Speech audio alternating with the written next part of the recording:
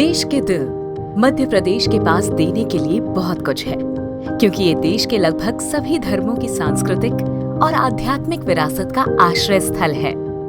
सही मायने में ये राज्य भारत की सांस्कृतिक विविधता का प्रतिनिधि है। मध्य प्रदेश के गौरवशाली निवासियों में 43 मान्यता प्राप्त जनजातियां भी हैं। राज्य की 21% आबादी आदिवासी लोगों की है, जो उत्तर में कल कल बहती नर्मदा नदी से लेकर दक्षिण पूर्व में गोदावरी नदी के बीच रमणीय जंगलों और ऊंचे इलाकों में रहते हैं। इस राज्य की कई जनजातियां भी इन जंगलों के आसपास रहती है। मध्य प्रदेश के प्रमुख आदिवासी समूह में गोंड, भील, बैगा, कोरकू, भारिया, कोल और सहरिया शामिल है। ये आदिवासी आबादी अपने गीतों और नृत्य के माध्यम से अपनी भावनाओं को व्यक्त करती है, जो उनकी संस्कृति का प्रतिबिंब है। बावा नृत्य एक ऐसा ही नृत्य है जो भील आदिवासी संस्कृति की विशिष्टता को दर्शाता है। बावा नृत्य होली के उत्सव के दौरान किया जाता है और ये नृत्य केवल भील जनजाति के पुरुष सदस्यों द्वारा किया जाता है। होली के अवसर पर अलग अलग समूह में लोग नृत्य करते हैं, जो 15 से लेकर 200 या उससे अधिक लोगों का समूह हो सकता है। नर्तक ढोल और अन्य वाद्य यंत्रों के चारों ओर एक घेरा बनाते हैं, फिर वे ढोल की थाप और उसके साथ गाते हुए एक गोल घेरे में चलते रहते हैं। होली के उत्सव के लिए होली के ठीक 1 माह पूर्व होली की स्थापना की जाती है। होली की स्थापना के बाद से मांगलिक कार्य बंद हो जाते हैं। जब 1 माह बाद होली का त्योहार आता है, तब आदिवासियों के द्वारा होलिका माता को बांस के डंडे के चारों ओर गाय के गोबर से बने कंडे और लकड़ियों से सजाते हैं। आदिवासियों द्वारा होली के त्योहार को बहुत धूमधाम से मनाया जाता है। पकवान बनाए जाते हैं। नारियल, गुड़, दाली, भुनी चने की दाल व उड़द दाल के पापड़ का भोग लगाया जाता है। ढोल, मांदल जैसे वाद्य यंत्र बजाकर गीत गाते हुए नृत्य करते हैं।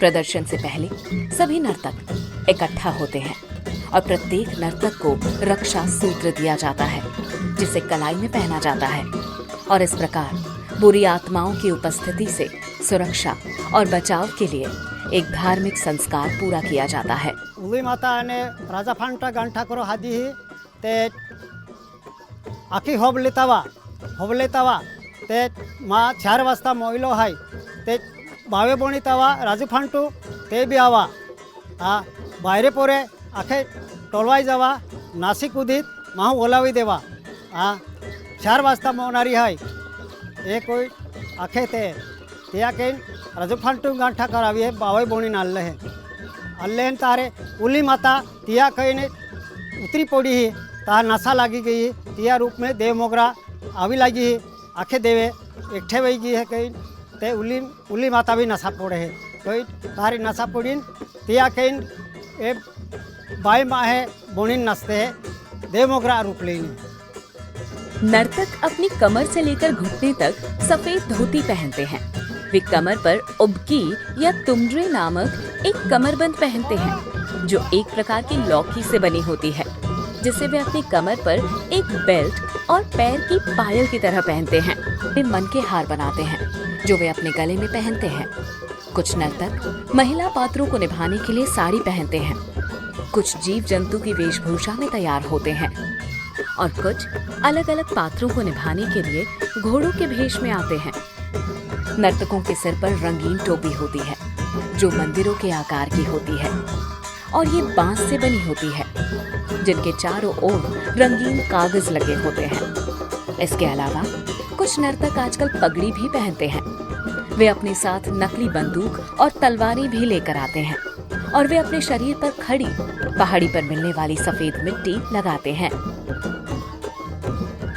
बाबा बोन करीन आमो ते वैसा तो नहीं लेतला ते जंगल में सी झाड़ में और उम्रे उम्र उम्रे फगेसा लावणु मालना बनावणु और टेमरा एंड पत्ती और ये टुपा बनावता पत्ती के झाड़ की।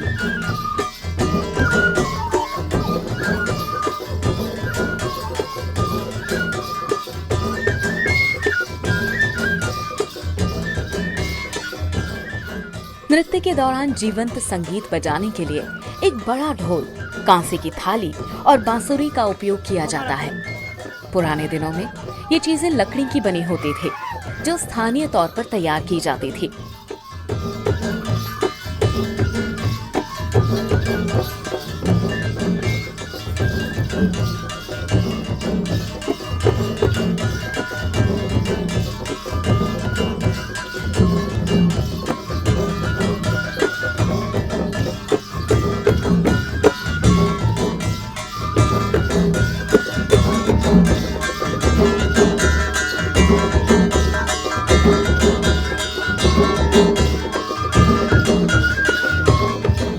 होली की रस्म होलिका दहन के बाद शुरू होती है और नर्तक बाबा नृत्य शुरू करते हैं जो 5 दिनों तक चलता है।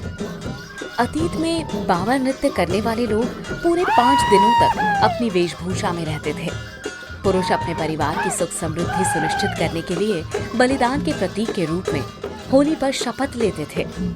जिन्होंने शपथ लिया है उन्हें बाबा कहा जाता है और होली के 5 दिनों के दौरान वे ब्रह्मचर्य का पालन करते हैं। वे जमीन पर सोते हैं, पानी से दूर रहते हैं, अर्थात शरीर पर पानी नहीं डालते। 5 दिनों तक वे अपने घर नहीं जाते। आदिवासी आबादी के लिए हाट मुख्य बाजार होते हैं और त्योहारों के दौरान वे ग्रामीणों के लिए एक स्थानीय आकर्षण बन जाते हैं। होली से 1 सप्ताह पहले बड़वानी, झाबुआ और अलीराजपुर जैसे क्षेत्रों में विभिन्न स्थानों पर भोंगरया हाट लगता है जो एक उत्सव बाजार होता है। ये हाट 1 सप्ताह तक चलता है और हाट का अंतिम दिन होली के त्योहार की शुरुआत का प्रतीक होता है। अनुष्ठान के लिए आवश्यक सभी चीजें हाट से खरीदी जाती है। पहले नर्तक जंगल से पत्ते इकट्ठा करते थे और उनसे खुद टोपी बनाते थे, लेकिन अब वे सभी चीजें दुकानों से खरीदते हैं।